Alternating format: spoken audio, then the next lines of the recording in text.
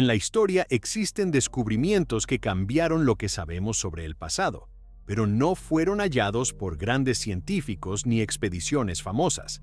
A veces, todo comienza con un accidente, una piedra que cae, una excavación casual o una caminata cualquiera.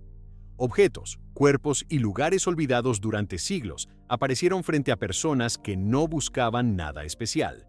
Hoy veremos 8 hallazgos reales encontrados por pura casualidad que aún siguen rodeados de misterio. Los manuscritos del Mar Muerto.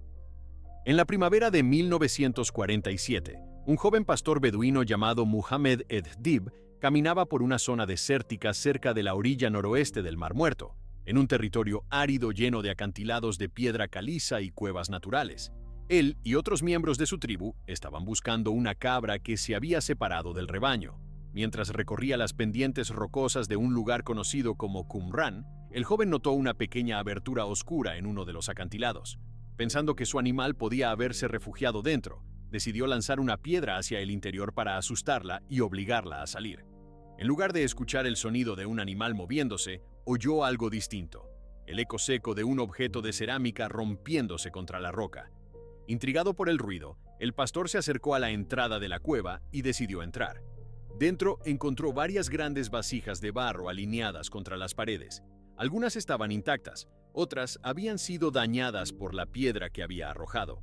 Al revisar una de ellas, descubrió que contenía algo inesperado. En el interior había varios rollos largos de cuero envueltos en telas antiguas. Los objetos parecían extremadamente viejos, aunque en ese momento el joven no comprendía su posible valor histórico.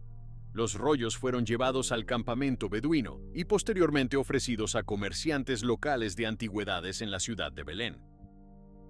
Durante meses, los manuscritos cambiaron de manos entre diferentes vendedores que no estaban seguros de lo que realmente representaban.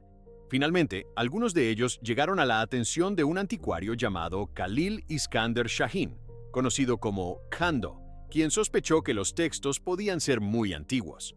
Los rollos terminaron siendo examinados por académicos y religiosos que comenzaron a notar detalles extraordinarios en el material. Estaban escritos en hebreo antiguo, con fragmentos también en arameo y griego. El análisis preliminar indicó que los textos podían tener más de 2000 años de antigüedad. Este descubrimiento provocó inmediatamente el interés de arqueólogos y especialistas en historia del Medio Oriente. Pronto comenzaron excavaciones formales en las cuevas cercanas a Qumran. Lo que inicialmente parecía un hallazgo aislado resultó ser apenas el comienzo. En los años siguientes, investigadores y beduinos descubrieron más cuevas en la misma región. En total, se identificaron 11 cavernas que contenían fragmentos de manuscritos antiguos. Dentro de estas cuevas aparecieron miles de piezas de pergamino y papiro que formaban parte de cientos de textos distintos. Algunos de ellos estaban relativamente completos, mientras que otros sobrevivían solo en pequeños fragmentos deteriorados por el paso del tiempo. Los estudios posteriores determinaron que muchos de los textos habían sido escritos entre el siglo III a.C. y el siglo I después de Cristo. Esto los convertía en algunos de los documentos bíblicos más antiguos jamás encontrados. Entre los manuscritos aparecieron copias tempranas de libros del Antiguo Testamento, junto con escritos religiosos, reglas comunitarias y comentarios sobre la ley judía. Uno de los textos más conocidos es el llamado Gran Rollo de Isaías, una copia casi completa del libro bíblico que permitió a los estudiosos comparar versiones antiguas con las traducciones modernas. Sin embargo, más allá de su importancia religiosa, los manuscritos también revelaron información sobre una comunidad antigua que vivía en la región de Qumran. Muchos investigadores creen que estos textos pertenecieron a un grupo judío conocido como los esenios, una secta religiosa que vivía de forma aislada en el desierto y que seguía estrictas normas espirituales. Los escritos describen reglas de vida comunitaria, rituales de purificación y expectativas sobre eventos futuros. A pesar de décadas de investigación, todavía existen debates sobre quién escribió exactamente los manuscritos y por qué fueron escondidos dentro de las cuevas. Una de las teorías más aceptadas sugiere que los textos fueron ocultados durante el avance del ejército romano en el siglo I, cuando las comunidades judías de la región enfrentaban conflictos militares y persecuciones. Los habitantes de Qumran podrían haber escondido los manuscritos en vasijas selladas para protegerlos de la destrucción. Sin embargo, esta explicación no responde completamente a todas las preguntas que rodean el hallazgo. Algunos manuscritos parecen haber sido copiados en diferentes lugares antes de llegar a Qumrán, lo que sugiere que la colección pudo haberse formado a partir de múltiples comunidades religiosas. Además, el proceso de reconstrucción de los textos ha sido extremadamente complejo. Miles de fragmentos diminutos tuvieron que ser analizados y ensamblados durante décadas para reconstruir documentos completos. Incluso hoy, algunos fragmentos continúan siendo estudiados para determinar a qué textos pertenecían originalmente. Lo que comenzó con un simple lanzamiento de piedra dentro de una cueva terminó revelando una biblioteca oculta durante más de 2000 años. Los manuscritos del Mar Muerto cambiaron profundamente el conocimiento sobre la historia religiosa y cultural del antiguo Medio Oriente. Sin embargo, el origen exacto de muchos de estos textos, las circunstancias precisas de su ocultamiento y la identidad completa de quienes los escribieron siguen siendo temas de investigación que aún no tienen una respuesta definitiva. El hombre de Tollund. En la mañana del 6 de mayo de 1950, dos hermanos daneses llamados Viggo y Emil Højgaard trabajaban en una turbera cerca del pequeño pueblo de Tollund, en la península de Jutlandia, Dinamarca. Su tarea consistía en cortar bloques de turba, un tipo de suelo oscuro formado por materia vegetal parcialmente descompuesta que durante siglos ha sido utilizado como combustible en muchas regiones del norte de Europa. Mientras excavaban una sección profunda del terreno húmedo, uno de ellos notó algo extraño sobresaliendo del suelo oscuro. Entre la turba apareció lo que parecía ser un rostro humano. El hombre parecía estar acostado de lado, con los ojos cerrados y una expresión tranquila. La piel tenía un tono oscuro debido al contacto prolongado con la turba, pero el rostro estaba tan bien conservado que los trabajadores pensaron que habían encontrado el cadáver de una persona recientemente asesinada. La impresión fue tan convincente que los hermanos decidieron detener su trabajo y avisar inmediatamente a la policía local. Cuando los agentes llegaron al lugar, observaron el cuerpo parcialmente expuesto dentro del pantano. El hombre llevaba un gorro de cuero ajustado a la cabeza y un cinturón alrededor de la cintura. No tenía ropa en el resto del cuerpo, pero el detalle que más llamó la atención fue una cuerda de cuero que rodeaba su cuello. La escena parecía indicar claramente que se trataba de un homicidio reciente. Las autoridades comenzaron a tratar el lugar como una posible escena del crimen. Sin embargo, cuando el cuerpo fue examinado por especialistas y arqueólogos, comenzaron a surgir detalles inesperados. El estado de conservación era extraordinario. La piel, el cabello y hasta las líneas de expresión del rostro estaban intactas. Los investigadores pronto comprendieron que aquello no era un asesinato moderno, sino el cuerpo de un hombre que había permanecido enterrado durante siglos en el pantano. La turba, rica en ácidos naturales y pobre en oxígeno, había creado condiciones únicas que detuvieron el proceso normal de descomposición. Este fenómeno, conocido como preservación en pantanos, ya había sido observado en algunos hallazgos anteriores en el norte de Europa, pero el caso del hombre de Tollund era especialmente impresionante por el estado casi perfecto de su rostro. El cuerpo fue trasladado al Museo Nacional de Dinamarca para un análisis más detallado. Los estudios realizados por arqueólogos y médicos determinaron que el hombre había vivido durante la Edad del Hierro, aproximadamente entre los años 400 y 300 a.C. Esto significaba que el cuerpo había permanecido enterrado en la turbera durante más de 2000 años.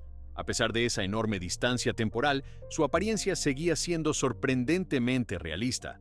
Las arrugas alrededor de los ojos, la forma de la nariz y los labios cerrados daban la impresión de que simplemente estaba dormido. Los análisis forenses revelaron más detalles sobre su muerte. La cuerda alrededor de su cuello no era decorativa. Los estudios indicaron que el hombre había sido colgado. No había señales de lucha ni fracturas defensivas en el cuerpo. Esto llevó a algunos investigadores a considerar la posibilidad de que no se tratara de un crimen, sino de un sacrificio ritual. Durante la Edad del Hierro, varias culturas del norte de Europa realizaban ofrendas humanas relacionadas con rituales religiosos o ceremonias vinculadas a la fertilidad de la tierra. El hecho de que el cuerpo hubiera sido colocado cuidadosamente en el pantano sugiere que su muerte pudo haber tenido un significado ceremonial. Otro descubrimiento interesante surgió del análisis del contenido de su estómago. Los científicos lograron examinar la última comida que el hombre había consumido antes de morir. Dentro del sistema digestivo, encontraron restos de una especie de papilla hecha con granos y semillas silvestres. El análisis detallado identificó más de 40 tipos diferentes de plantas utilizadas en esa preparación. No se encontraron restos de carne ni alimentos frescos, lo que sugiere que la comida era simple y posiblemente ritual. Además, los investigadores determinaron que el hombre tenía aproximadamente 40 años en el momento de su muerte.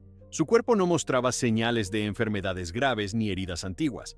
Sus manos no tenían marcas típicas de trabajos pesados, lo que ha llevado a algunos expertos a pensar que pudo haber tenido un papel especial dentro de su comunidad. A pesar de todas estas observaciones, la identidad exacta del hombre de Toulon sigue siendo desconocida. No se sabe cuál era su nombre, de qué comunidad provenía, ni cuál fue la razón específica de su muerte. Aunque el contexto cultural sugiere la posibilidad de un sacrificio ritual, no existe ningún registro escrito de esa época que confirme esta interpretación. Hoy, el rostro del hombre de Toulon se conserva en el Museo Silkeborg en Dinamarca, donde continúa siendo uno de los ejemplos más impresionantes de preservación humana natural. Su expresión tranquila sigue sorprendiendo a investigadores y visitantes por igual. Lo que comenzó como un hallazgo accidental durante un trabajo rutinario en una turbera terminó revelando el rostro intacto de un hombre que vivió hace más de 2000 años, preservado en silencio bajo la tierra húmeda del norte de Europa. Las momias de Guanajuato. En el siglo XIX, la ciudad de Guanajuato, ubicada en el centro de México, comenzó a enfrentar un problema común en muchas ciudades en crecimiento: el espacio limitado en sus cementerios. El principal camposanto de la ciudad, el Panteón de Santa Paula, había sido inaugurado en 1861 en una colina a las afueras del centro urbano. Con el paso de los años, las tumbas comenzaron a llenarse rápidamente. Para mantener el cementerio, las autoridades locales establecieron una medida administrativa conocida como derecho de perpetuidad. Las familias debían pagar periódicamente una cuota para conservar las tumbas de sus parientes. Si el pago no se realizaba durante varios años, las autoridades tenían derecho a exhumar los cuerpos y liberar el espacio para nuevos entierros. Fue durante una de estas exhumaciones rutinarias, alrededor de 1865, cuando ocurrió un descubrimiento inesperado. Los trabajadores del cementerio abrieron una tumba cuyo mantenimiento no había sido pagado durante mucho tiempo. En lugar de encontrar restos óseos como era habitual, descubrieron un cuerpo humano casi intacto. La piel estaba reseca, pero todavía adherida al rostro. Las manos conservaban su forma original y la estructura facial seguía claramente visible. Aquello era algo completamente inusual para los sepultureros, que estaban acostumbrados a encontrar solo huesos después de varios años bajo tierra. Con el tiempo, comenzaron a aparecer más casos similares. Cada vez que se abría una tumba por falta de pago, existía la posibilidad de encontrar otro cuerpo sorprendentemente conservado. Algunos cadáveres mantenían incluso parte del cabello, fragmentos de ropa y detalles faciales reconocibles. Los trabajadores empezaron a colocar estos cuerpos en una sección especial del cementerio, apoyados contra las paredes o dentro de nichos improvisados. Nadie sabía exactamente por qué ocurría este fenómeno. Las autoridades locales tampoco tenían una explicación clara. La noticia comenzó a difundirse lentamente entre los habitantes de Guanajuato. Algunas personas acudían al cementerio para observar aquellos cuerpos preservados de forma extraña.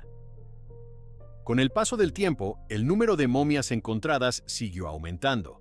El proceso parecía repetirse una y otra vez. Cada nueva exhumación podía revelar otro cadáver en condiciones similares.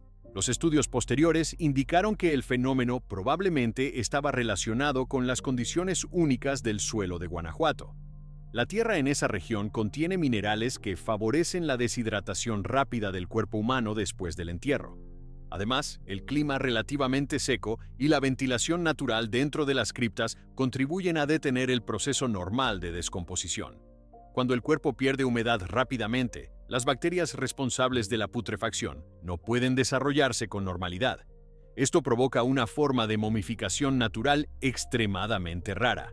A pesar de estas explicaciones científicas, muchos detalles del hallazgo continuaron generando preguntas. Algunas de las momias presentaban expresiones faciales intensas, con la boca abierta o los músculos del rostro tensos.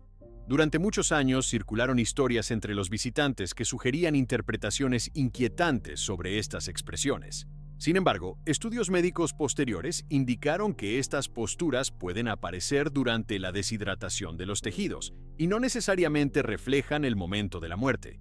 Entre las momias encontradas había hombres, mujeres y niños. Uno de los cuerpos más conocidos pertenece a un niño pequeño que fue enterrado con un traje ceremonial. A pesar del paso del tiempo, su rostro permanece sorprendentemente reconocible. Otros cuerpos conservan mechones de cabello, fragmentos de zapatos o trozos de tela adheridos a la piel. Con el aumento del interés público, las autoridades decidieron trasladar muchos de estos cuerpos a un espacio donde pudieran ser almacenados de manera más organizada. Durante el siglo XX, se creó finalmente un museo dedicado exclusivamente a estas momias. El Museo de las Momias de Guanajuato comenzó a exhibir parte de la colección al público. Actualmente se estima que más de 100 cuerpos fueron encontrados en condiciones de momificación natural en el cementerio de Santa Paula, aunque solo una parte de ellos está expuesta permanentemente. A lo largo de los años, antropólogos y médicos forenses han estudiado algunos de estos cuerpos para comprender mejor el proceso que permitió su preservación. Las investigaciones han confirmado que el fenómeno es resultado de una combinación muy específica de factores ambientales. Sin embargo, los especialistas también señalan que la cantidad de cuerpos preservados en un mismo lugar sigue siendo inusual incluso bajo condiciones similares. Otro aspecto que permanece parcialmente desconocido es la identidad de muchas de las personas momificadas. Los registros funerarios del siglo XIX en Guanajuato no siempre fueron conservados con precisión. Como resultado, varios de los cuerpos encontrados no tienen un nombre confirmado ni información detallada sobre sus vidas. Sus historias personales desaparecieron con el tiempo, dejando únicamente sus rostros preservados como evidencia silenciosa del pasado. Lo que comenzó como un procedimiento administrativo para liberar espacio en un cementerio, terminó revelando una de las colecciones de momificación natural más grandes del mundo. Décadas después del primer hallazgo, las momias de Guanajuato continúan siendo objeto de estudio para investigadores que intentan comprender completamente cómo y por qué tantos cuerpos pudieron permanecer casi intactos bajo la tierra durante más de un siglo. El tesoro de Staffordshire. En julio de 2009, un hombre llamado Terry Herbert caminaba lentamente por un campo agrícola en el condado de Staffordshire, en el centro de Inglaterra. Herbert no era arqueólogo ni historiador. Era un aficionado a la detección de metales que desde hacía años recorría terrenos rurales con la esperanza de encontrar monedas antiguas o pequeños objetos históricos enterrados bajo la tierra. Aquella mañana tenía permiso del propietario del campo, Fred Johnson, para explorar la zona con su detector. El lugar era un terreno agrícola aparentemente común, cultivado durante décadas y sin indicios visibles de restos arqueológicos importantes. Durante las primeras horas de búsqueda, Herbert encontró únicamente fragmentos de metal moderno y restos sin valor histórico. Sin embargo, en un momento, el detector emitió una señal particularmente fuerte.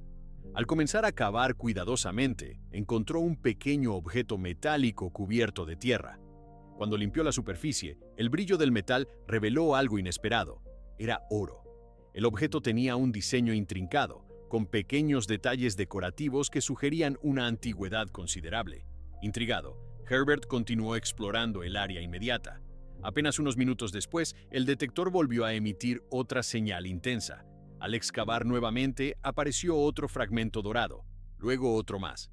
Cada nueva excavación revelaba piezas similares, algunas pequeñas, otras más complejas. Algunas parecían formar parte de empuñaduras de espada. Otras tenían formas curvas con incrustaciones rojas que más tarde serían identificadas como granates. A medida que el número de objetos aumentaba, Herbert comenzó a comprender que no se trataba de un hallazgo común. Decidió informar inmediatamente al propietario del terreno. Ambos notificaron el descubrimiento a las autoridades arqueológicas británicas, lo que provocó el inicio de una excavación oficial en el lugar. Un equipo de arqueólogos llegó al campo poco tiempo después para examinar cuidadosamente el sitio. Lo que encontraron superó todas las expectativas. Bajo la capa de tierra aparecieron cientos de fragmentos de oro y plata enterrados en una zona relativamente pequeña del terreno. Con el paso de los días, la cantidad de objetos recuperados siguió aumentando hasta alcanzar más de 3.000 piezas individuales. Muchos de estos fragmentos estaban elaboradamente decorados con filigranas y piedras preciosas. La mayoría de los objetos pertenecía a armas antiguas, especialmente a espadas utilizadas durante el período anglosajón. Entre las piezas encontradas había pomos de espada, guardamanos, placas ornamentales y fragmentos de cascos. Curiosamente, casi no aparecieron monedas ni utensilios cotidianos, algo que normalmente es común en otros tesoros arqueológicos. Este detalle llamó inmediatamente la atención de los investigadores. El análisis inicial determinó que los objetos databan aproximadamente del siglo VII, durante la época anglosajona en Inglaterra. Esto significaba que el tesoro había permanecido enterrado durante más de 1.300 años. El conjunto fue denominado oficialmente Tesoro de Staffordshire y pronto fue considerado el mayor hallazgo de oro anglosajón jamás descubierto en territorio británico. Sin embargo, el descubrimiento planteó una serie de preguntas que los arqueólogos aún no han logrado responder completamente. Uno de los aspectos más extraños es que la mayoría de las piezas encontradas estaban separadas de las armas originales. Las empuñaduras estaban desmontadas de las hojas y varios objetos parecían haber sido fragmentados deliberadamente antes de ser enterrados. Esto sugiere que el tesoro no era simplemente un conjunto de armas escondidas para protegerlas. Algunos investigadores creen que los objetos pudieron haber sido retirados de armas capturadas en batalla. En ciertas tradiciones guerreras antiguas, los adornos de oro de las armas enemigas eran extraídos como trofeos después de una victoria. Sin embargo, esta teoría no explica completamente por qué esas piezas fueron enterradas en un campo sin señales de asentamientos cercanos. Otro detalle intrigante es la presencia de símbolos cristianos en algunos fragmentos. Entre los objetos encontrados apareció una pequeña placa con una inscripción latina parcialmente legible que hace referencia a un texto bíblico. Esto sugiere que algunos de los guerreros asociados con estas armas ya estaban influenciados por el cristianismo, que comenzaba a expandirse por Inglaterra durante ese periodo. A pesar de estas pistas, los investigadores aún no saben quién enterró el tesoro ni por qué lo hizo. Tampoco se ha encontrado evidencia clara de una batalla o asentamiento cercano que explique la acumulación de tantas piezas valiosas en un mismo lugar. Algunos especialistas creen que el tesoro pudo haber sido enterrado durante un periodo de conflicto para evitar que cayera en manos enemigas. Otros sugieren que pudo haber sido parte de un ritual relacionado con el poder militar o con la consagración de armas capturadas. Ninguna de estas hipótesis ha sido confirmada definitivamente. Hoy, las piezas del tesoro de Staffordshire se conservan en museos británicos, donde continúan siendo estudiadas por historiadores y arqueólogos. Cada fragmento de oro y plata representa una pequeña parte de un episodio desconocido del pasado anglosajón.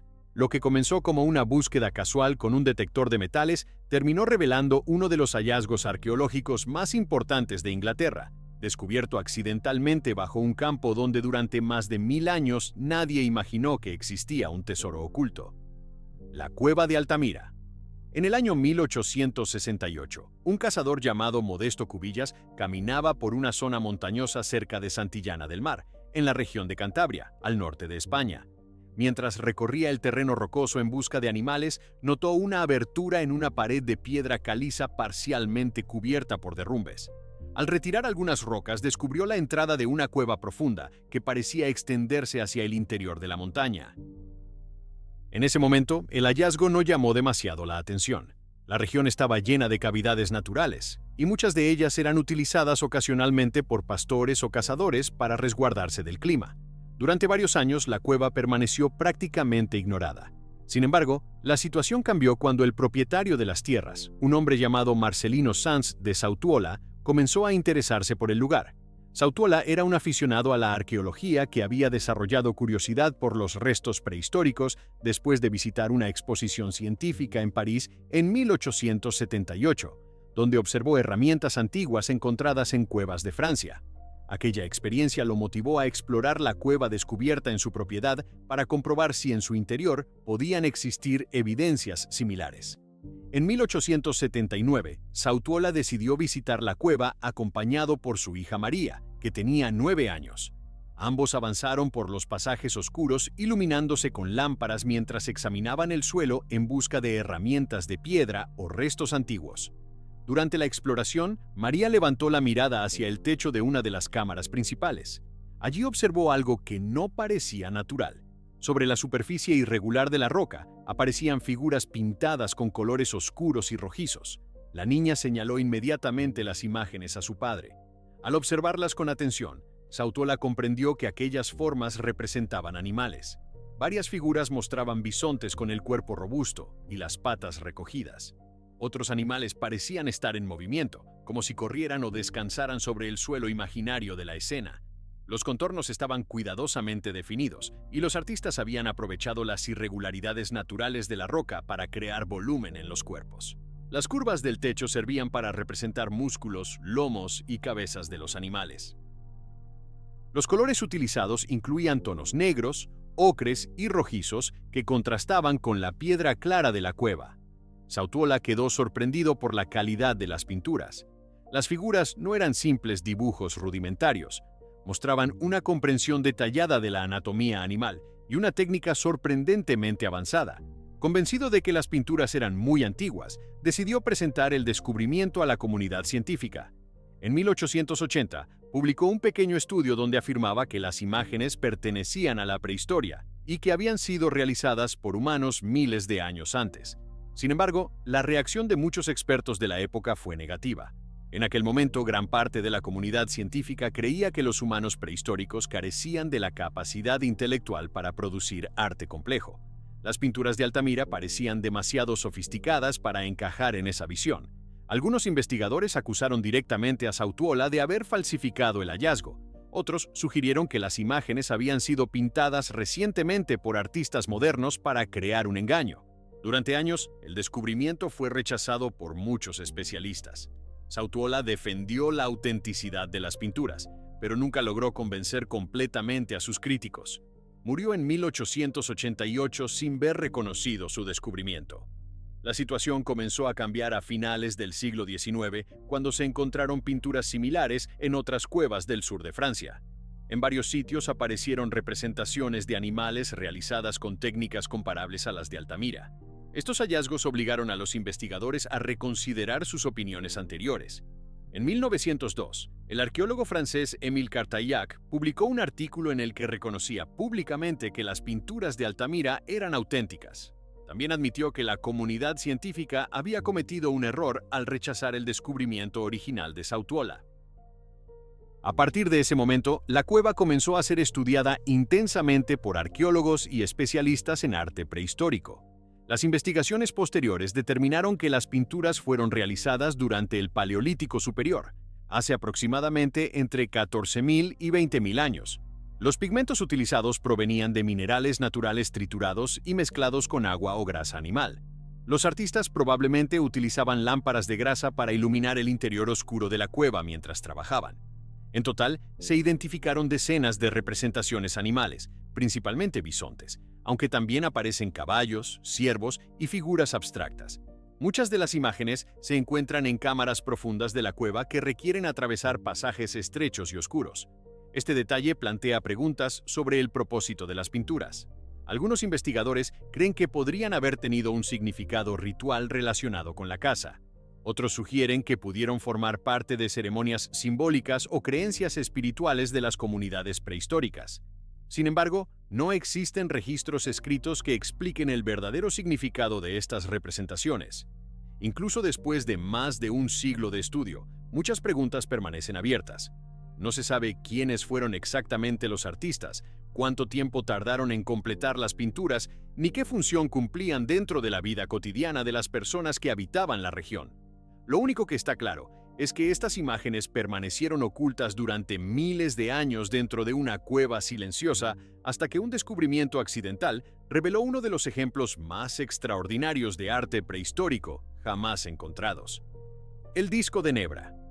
En el verano de 1999, dos hombres llamados Mario Renner y Henry Westphal caminaban por una colina cubierta de bosque conocida como Mittelberg, cerca de la pequeña ciudad de Nebra, en el estado alemán de Sajonia-Anhalt. Ambos eran buscadores aficionados que utilizaban detectores de metales para encontrar objetos antiguos enterrados bajo la tierra. No eran arqueólogos ni trabajaban para ninguna institución científica. Como muchos aficionados, exploraban campos y colinas con la esperanza de descubrir monedas o fragmentos históricos olvidados. Durante aquella jornada, el detector emitió una señal fuerte en una zona del suelo cubierta por hojas y raíces. Los hombres comenzaron a excavar con herramientas simples hasta que encontraron varios objetos metálicos corroídos por el tiempo. Entre ellos aparecieron 2 espadas antiguas, hachas de bronce y fragmentos de brazaletes. Sin embargo, el objeto más extraño apareció al fondo del pequeño hoyo que habían abierto. Era un disco metálico de aproximadamente 30 centímetros de diámetro. La superficie estaba cubierta por una capa de oxidación verde oscuro, característica del bronce antiguo. Sobre ese fondo destacaban varias piezas de metal dorado incrustadas en la superficie. En ese momento, los buscadores no comprendieron la posible importancia del objeto. Pensaron que podía tratarse de un escudo decorativo o un elemento ceremonial antiguo. En lugar de informar el descubrimiento a las autoridades arqueológicas, decidieron retirar los objetos del suelo y venderlos en el mercado ilegal de antigüedades. Durante los años siguientes, el disco y las armas encontradas en el mismo lugar cambiaron de manos varias veces entre coleccionistas privados. El precio del conjunto aumentaba con cada transacción, mientras algunos expertos que llegaron a observarlo sospechaban que se trataba de una pieza extremadamente antigua. Finalmente, en 2002, la policía alemana organizó una operación encubierta para recuperar el objeto. Un arqueólogo colaborador de las autoridades se hizo pasar por comprador interesado y concertó una reunión con los vendedores en un hotel de Basilea, en Suiza. Durante el encuentro, cuando los traficantes mostraron el disco, la policía intervino y confiscó el objeto junto con otras piezas del conjunto original. El disco fue trasladado al Museo Estatal de Prehistoria de Halle, donde comenzó su análisis científico. Los investigadores realizaron estudios metalúrgicos para determinar la composición de los materiales. El disco estaba hecho principalmente de bronce, mientras que las figuras incrustadas eran de oro. Los análisis químicos revelaron que el cobre utilizado para fabricar el bronce probablemente provenía de minas situadas en los Alpes, mientras que el oro tenía características asociadas a depósitos de Cornualles, en el suroeste de Inglaterra. Este detalle indicaba que existían redes de intercambio de materiales entre regiones europeas hace miles de años. Los arqueólogos también analizaron los objetos encontrados junto al disco, en el lugar original de excavación. La combinación de armas y herramientas permitió estimar la antigüedad del conjunto. Los estudios situaron el origen del disco alrededor del año 1600 a.C., durante la Edad del Bronce. Esto significaba que el objeto tenía más de 3600 años de antigüedad. Sin embargo, lo que más llamó la atención de los investigadores fue el diseño de las figuras doradas sobre la superficie del disco. En el centro aparece un gran círculo dorado que muchos interpretan como el Sol o la luna llena. Cerca de él se observa una forma curva que parece representar una luna creciente. También hay un grupo de 7 pequeños puntos dorados dispuestos en una formación específica. Muchos especialistas creen que este grupo representa el cúmulo estelar conocido como las Pléyades, visible en el cielo nocturno a simple vista. A los lados del disco se añadieron posteriormente 2 arcos dorados que abarcan un ángulo determinado. Algunos arqueólogos sugieren que estos arcos podrían representar el recorrido del Sol en el horizonte entre los solsticios de verano e invierno. Si esta interpretación es correcta, el disco podría haber sido utilizado como una herramienta para comprender ciclos astronómicos básicos relacionados con el calendario agrícola. Sin embargo, el objeto presenta características que indican que fue modificado en varias etapas. Estudios microscópicos mostraron que algunas de las figuras doradas fueron añadidas después de la creación original del disco. Esto sugiere que el objeto pudo haber sido utilizado y alterado durante generaciones antes de ser enterrado. También se añadió en algún momento un arco dorado en la parte inferior que algunos investigadores interpretan como una barca solar, un símbolo presente en varias culturas antiguas para representar el viaje del Sol por el cielo. A pesar de décadas de investigación, muchas preguntas sobre el disco siguen sin respuesta. No se ha encontrado el taller donde fue fabricado ni una cultura específica que pueda atribuirse con certeza a su creación. Tampoco está claro quién decidió enterrarlo junto con armas en una colina aparentemente aislada. Algunos arqueólogos creen que el lugar pudo haber tenido un significado ritual o ceremonial. Enterrar objetos valiosos en ciertos lugares elevados era una práctica conocida en algunas sociedades de la Edad del Bronce. Otros investigadores sugieren que el disco pudo haber sido escondido durante un periodo de conflicto o cambio político. Lo único que está claro es que el objeto permaneció enterrado durante más de 3000 años hasta que fue descubierto accidentalmente por dos buscadores con detectores de metales. Hoy, el disco de Nebra se conserva en el Museo Estatal de Prehistoria de Halle, donde continúa siendo estudiado por arqueólogos y astrónomos. Considerado por muchos especialistas como una de las representaciones más antiguas del cielo nocturno jamás encontradas, el disco sigue siendo una pieza única que plantea preguntas sobre el conocimiento astronómico de las sociedades europeas de la Edad del Bronce. Lo que comenzó como una simple señal en un detector de metales terminó revelando uno de los artefactos más enigmáticos de la prehistoria europea: el túnel bajo Teotihuacán. En el año 2003, mientras realizaban trabajos de mantenimiento en la zona arqueológica de Teotihuacán, en México, un arqueólogo llamado Sergio Gómez Chávez observó algo que parecía una simple irregularidad en el suelo frente al templo de la serpiente emplumada. La ciudad antigua de Teotihuacán había sido estudiada durante más de un siglo por arqueólogos de diferentes países, pero gran parte de sus estructuras seguía oculta bajo capas de tierra acumuladas con el paso del tiempo. Aquella mañana, mientras inspeccionaba el área después de una tormenta intensa, Gómez notó una pequeña depresión circular en el terreno. A primera vista parecía un hundimiento natural provocado por la erosión. Sin embargo, la forma del agujero llamó su atención. El borde era demasiado definido y profundo para ser una simple grieta en el suelo. Cuando los arqueólogos comenzaron a limpiar la zona con herramientas, descubrieron que aquella abertura conducía a un pozo vertical artificial. El pozo descendía aproximadamente 14 metros bajo la superficie. Todo indicaba que había sido excavado deliberadamente por los antiguos habitantes de la ciudad. El hallazgo sorprendió al equipo, pero lo que encontraron al fondo del pozo resultó aún más inesperado. Al llegar al nivel inferior, los arqueólogos descubrieron que el acceso a un pasaje estaba completamente sellado por piedras y tierra compactada. Aquella entrada parecía haber sido cerrada de forma intencional siglos antes. Durante meses, los especialistas comenzaron un proceso extremadamente cuidadoso para retirar el material que bloqueaba el túnel.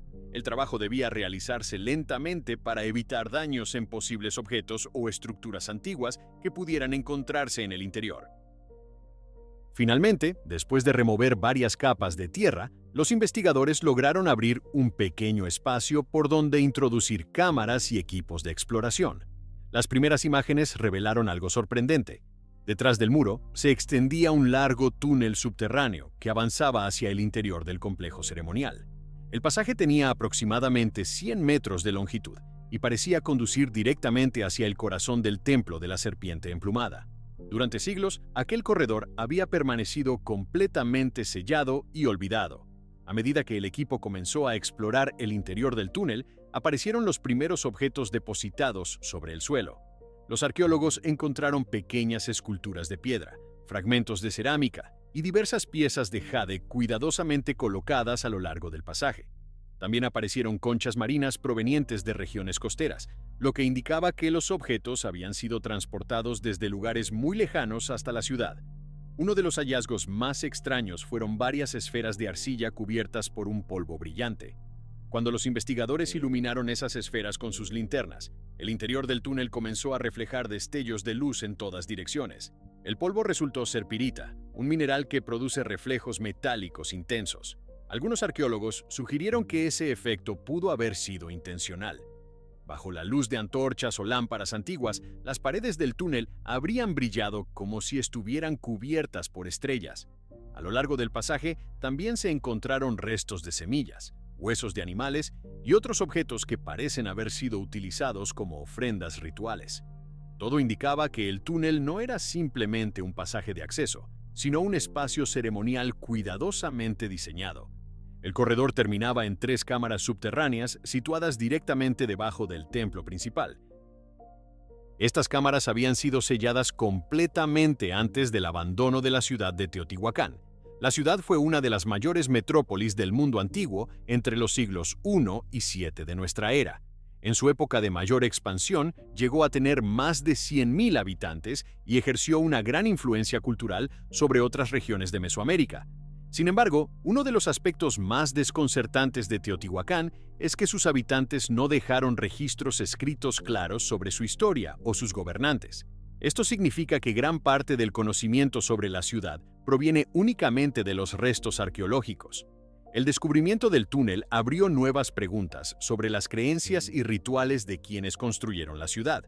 Algunos investigadores creen que el pasaje subterráneo pudo haber simbolizado el inframundo, una dimensión espiritual presente en muchas tradiciones mesoamericanas. El recorrido oscuro del túnel, lleno de ofrendas y minerales brillantes, pudo haber sido parte de ceremonias religiosas destinadas a representar el viaje hacia el mundo de los dioses o de los antepasados. Otros arqueólogos sugieren que las cámaras al final del túnel podrían haber estado asociadas con los gobernantes de la ciudad. Durante décadas, los investigadores han buscado tumbas reales dentro de Teotihuacán sin encontrar resultados concluyentes. La existencia de estas cámaras subterráneas llevó a algunos especialistas a considerar la posibilidad de que pudieran contener restos de figuras importantes de la sociedad teotihuacana. Hasta ahora, sin embargo, no se han encontrado cuerpos humanos dentro del túnel. Después de años de excavación, los arqueólogos recuperaron miles de objetos depositados a lo largo del pasaje. Cada uno de ellos ofrece pistas sobre los rituales y creencias de una civilización que desapareció hace más de 1000 años. A pesar de estos avances, el significado completo del túnel sigue siendo un misterio. No se sabe quién ordenó su construcción, qué ceremonias se realizaron en su interior, ni por qué fue sellado deliberadamente antes del abandono de la ciudad. Todo comenzó con una pequeña depresión en el suelo que parecía insignificante dentro de una zona arqueológica explorada durante décadas. Bajo esa abertura se encontraba un pasaje olvidado que había permanecido oculto durante siglos bajo el corazón de una de las ciudades más enigmáticas de la antigua Mesoamérica. Las piedras grabadas de Ica. En la década de 1960, un médico peruano llamado Javier Cabrera Darquea comenzó a recibir objetos extraños provenientes de campesinos de la región de Ica, en el sur de Perú. Las piezas eran piedras oscuras, generalmente de andesita, con superficies pulidas en las que aparecían grabados diversos. Al principio, estas piedras no parecían particularmente inusuales. En muchas regiones del mundo existen objetos antiguos decorados con figuras simples. Sin embargo, lo que llamó la atención de Cabrera fue el contenido de las imágenes grabadas en algunas de esas piedras. Las figuras representaban escenas complejas que parecían mostrar actividades humanas detalladas. Cabrera comenzó a recopilar estas piezas y a documentar los grabados. Según los campesinos que se las vendían, las piedras eran encontradas en cuevas y zonas desérticas cercanas al río Ica. Muchos afirmaban haberlas descubierto mientras trabajaban la tierra o exploraban colinas cercanas. Con el paso del tiempo, la colección de Cabrera creció rápidamente. Llegó a reunir miles de piedras de distintos tamaños, algunas pequeñas como la palma de una mano y otras mucho más grandes y pesadas. Lo que convirtió estas piedras en un tema de discusión fue la naturaleza de las escenas representadas. Algunas mostraban figuras humanas realizando actividades médicas, como operaciones o manipulaciones del cuerpo humano. Otras representaban mapas, animales, escenas de caza y actividades cotidianas. Sin embargo, ciertos grabados parecían mostrar escenas que no encajaban fácilmente con la historia conocida de las civilizaciones antiguas de la región. Algunas piedras mostraban animales que parecían similares a dinosaurios junto a figuras humanas. Otras representaban lo que parecían instrumentos quirúrgicos o dispositivos difíciles de identificar. Estos detalles provocaron una enorme controversia entre investigadores, arqueólogos y curiosos. Cabrera llegó a creer que las piedras representaban el legado de una civilización antigua extremadamente avanzada que habría existido en tiempos muy remotos. Según su interpretación, los grabados podían ser una forma de archivo visual creado por esa cultura desaparecida. Con el paso de los años, el médico decidió abrir un pequeño museo privado en Ica para exhibir parte de su colección. El lugar llegó a contener más de 10.000 piedras grabadas, cada una con escenas diferentes. Sin embargo, desde el principio muchos arqueólogos expresaron dudas sobre el origen de los objetos. Uno de los principales problemas era que la mayoría de las piedras no provenía de excavaciones arqueológicas controladas. En lugar de eso, habían sido vendidas por campesinos locales que afirmaban encontrarlas en el desierto o en cuevas cercanas. Sin un contexto arqueológico claro, resultaba muy difícil determinar la antigüedad real de los grabados. Algunos investigadores comenzaron a analizar las piedras para identificar posibles señales de fabricación reciente. En varios casos, se encontraron marcas que sugerían el uso de herramientas modernas para realizar los grabados. Esto llevó a algunos especialistas a sospechar que al menos una parte de las piedras podía haber sido fabricada recientemente para venderlas a coleccionistas. Sin embargo, la discusión no terminó allí. Otros investigadores señalaron que algunas piedras presentaban una capa de oxidación y desgaste que parecía indicar una considerable antigüedad. Además, la enorme cantidad de piezas reunidas por Cabrera hacía difícil imaginar que todas hubieran sido producidas recientemente. La situación se volvió aún más compleja cuando algunos de los campesinos que vendían las piedras afirmaron haberlas fabricado ellos mismos. Uno de ellos, un hombre llamado Basilio Uchuya, declaró en entrevistas que había grabado muchas de las piedras utilizando herramientas simples para venderlas a turistas. Según su relato, comenzó a producirlas cuando notó que existía interés entre los visitantes.